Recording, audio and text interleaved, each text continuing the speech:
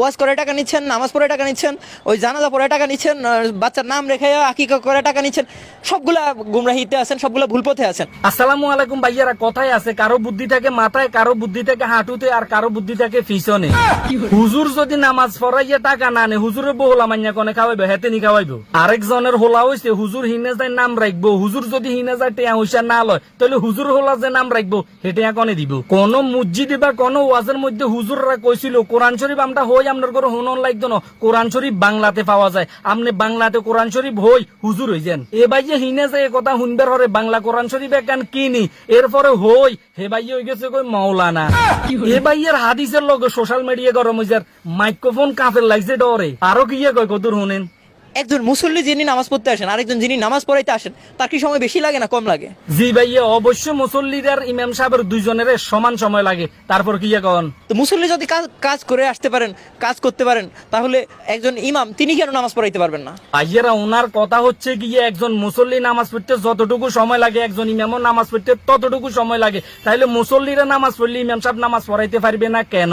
জি ভাইয়া, আপনার কথা একমত। মসজিদে যে আজান দন লাগে আধা ঘন্টা আগে আপনার আব্বানি দিয়ে যাবো, দুপুর বেলা আজান দিবের আগে যে মসজিদ ঝাড়ু দন লাগবে এটা কনে দিব, আপনি ছোট ভাইয়ে নি দিব। নামাজের আগে যে লাইট ফ্যান বেগুনের সুইচ দন লাগে এটা কনে দিব, আপনি দাদানি দিব। নামাজ শেষ হইবার হরে বেগুন দিয়ে সেগাই বার হই যান, মসজিদের ফ্যান আর লাইট এডি দরজা বন্ধ কনে করে আপনার আব্বানি।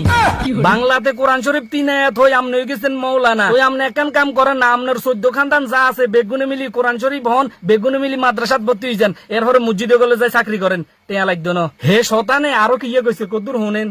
আলেমরা জানেন, আলেমরা বুঝেন, ঠিক আছে, কিন্তু দুই প্রকার আলেম। বুঝছি দুই প্রকার কি কদ্দুর কন নাম নতুন হাদিস এটি শুনি কন। একটি হলো সত্যনিষ্ঠ আলেম, আর একটি হলো ধর্ম ব্যবসায়ী আলেম। জি ভাইয়া, আপনার কথা আমি একমত। আপনার আব্বা মারা গেছে হজরতে, তো হুজুর কিয়া আপনার ভাই চাকরি করেনি না, আপনার দরজার সামনে হুতি দেয় যে আইও কোরআন শরীফ হই দিব। যে হুজুর এক খতন কোরআন শরীফ হই কইব আমার 10,000 টাকা লাগবো, হে হুজুররা আসলে টাউট। আপনি যদি খুশি হইয়া 5,000 দেন, 10,000 দেন, 6,000 দেন, 3,000 দেন, তাহলে ঠিক আছে। আর আপনি খুশি হয়ে যদি 500 টাকা দেন, তাইলে বুঝতে মারো আপনার মাথার মুখ মাথার ভিত্তে তাই না, এটা আড়ুত তাই নাইলে হিসে তাই, নাইলে কোনো মানে মিয়ে খলিফা আইব শুনলে আপনি 5,000 টাকা দিয়ে গেলেন, কোনো মানে ব্যাংশ হইব ইনা শুনলে আপনি 10,000 টাকা দিয়ে গেলেন। এক খতম কোরআন শরীফ পড়ছে, আপনার মা বাবা কবরে সুস্থ ভাবে থাকবো, আপনার ভবিষ্যৎ ভালো হইব, আপনি ইনা 500 টাকা দিবেন কিনলে।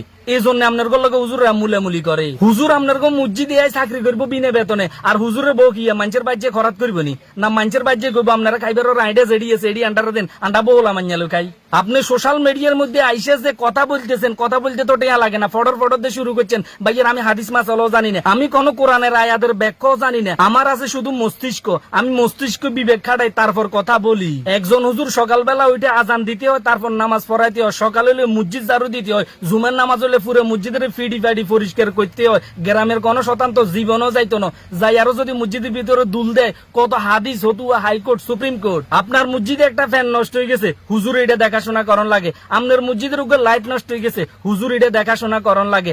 আপনার মসজিদে উগে বাড়ি লাগবো, হুজুর এটা দেখাশোনা করন লাগে। আপনার মসজিদে নামাজের আধা ঘন্টা আগে আজান দন লাগে, আধা ঘন্টা আগে মসজিদ ঝাড়ু দন লাগে, এরপরে মানুষ বেগুন নামাজে আইলে লাইট ফ্যান চালাই দন লাগে, মানুষ বেগুন সেগায় বাইরে যেবার দিয়ে লাইট ফ্যান বন্ধ করন লাগে। আপনার মতো একজন মূর্খ যে কইলেন একজন মানুষের নামাজ পড়তে যতটুকু সময় লাগে একজন হুজুরও নামাজ পড়াইতে এতটুকু সময় লাগে, কেমনে লাগে আমার কতদূর বুঝাই দেন চাই। শোনেন ভাইয়া, আপনি যেরকম আরেকজনের কাজ করে বিনিময় নেন, হুজুরও আপনার মসজিদের নামাজ পড়াইয়া আজান দিয়া তারপর হুজুরের টাকা নেই। একটা কথা মনে রাখবেন, হুজুর 5 ওয়াক্ত 5 বারে আজান দে, 5 বারে নামাজ পড়ায় এবং কি 5 বারে হাত তুলি দোয়া করে। এই গ্রামের মানুষগুলির উপরে যেহেতু আল্লাহ পাকের কোনো গজব না পড়ে, আসমানি বলা হাওয়াই বলা যেহেতু গ্রামে বর্ষিত না, আপনি হুজুরের বিনিময় দিতে না কনে দিব, এই দোয়াগুলি কনে করবো আপনার আব্বানি, আপনার দাদানি, আপনার ছোট ভাইনি করব। এবং কি গ্রামের মধ্যে একজন মানুষ মারা গেলে, একজন মানুষ দুনিয়াতে আসলে হুজুরের সকাল হইতে সন্ধ্যা পর্যন্ত যত কিছু করণ লাগে সবকিছু নির্দেশনা দেয়, হুজুরকে আপনি অবশ্যই বিনিময় দিতে হবে এবং কি সমাজের সবার চাইতে বেশি দিতে হবে, কারণ হুজুর আমাদেরকে নামাজ পড়ায়, ইসলামের দাওয়াত দেয়। একটা কথা মনে রাখিয়েন, হাদিস কোরআনের মধ্যে সবকিছু লেখা থাকে না। মনে করেন আপনি আর আপনার বড় ভাই দুইজন একসাথে টয়লেটে ধরছি, এখন আপনি একটু পরে টয়লেটে যাই আপনার বড় ভাইরে সাইড দিবেন, এটা কোনো হাদিসেও লেখা নাই, কোরআনও লেখা নাই, এটা হচ্ছে গিয়ে আদব কায়দা, এটা আপনার মস্তিষ্কে কাজ করবে। সব জায়গায় যদি আপনি হাদিস মাসালা খুঁজতেন যান, তাইলে কইবেন কোন হাদিসে লিখছে বড় ভাইরে আগে টয়লেটে যাবে দিতে ছোট ভাই হরে যাইবো, আপনি তো ফেরায় ঢুকি যাবেন। ভাইয়ারা এসব শয়তানি থেকে বিরত থাকেন, সবাই ভালো থাকেন, সুস্থ থাকেন, আল্লাহ হাফেজ।